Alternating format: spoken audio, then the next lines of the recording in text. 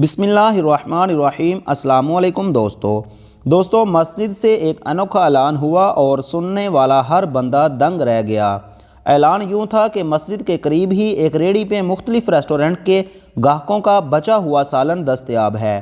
وہ غریب اور نادار لوگ جو سالن پکانے کی استطاعت نہیں رکھتے وہ اپنے برتن لے آئیں اور سالن فی سبیل اللہ لے جائیں۔ مارے تجسس کے میں بھی مسجد کی طرف چل دیا کہ دیکھوں آخر ماجرا کیا ہے۔ میں جیسے ہی وہاں پہنچا تو مرد و زن کا ایک ہجوم برتن لے کر پہنچا ہوا تھا۔ کوئی سالن لے کے گھر کو جا رہا تھا تو کوئی حاصل کرنے کی تگ و دو میں تھا۔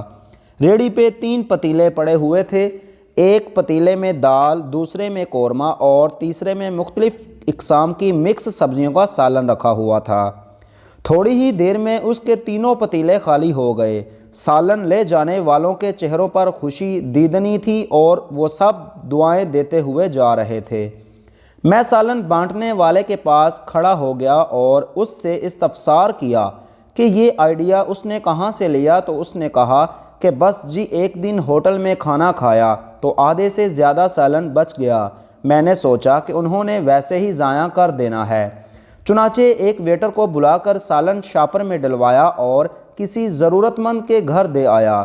اس کام سے دل کو بہت خوشگوار راحت حاصل ہوئی اور یقین کریں سالوں سے نیند کی گولی کھا کر سونے کا عادی تھا، لیکن حیرت انگیز طور پر اس رات بغیر گولی کھائے بہت پرسکون ہو کر سویا ہوں۔ بس پھر اس سلسلے کو بڑھانے کا تہیہ کر لیا۔ 5 بڑے ریسٹورنٹ مالکان سے رابطہ کیا تو بہت مثبت جواب ملا اور پھر ہر ریسٹورنٹ پر 3 برتن رکھوا دیے۔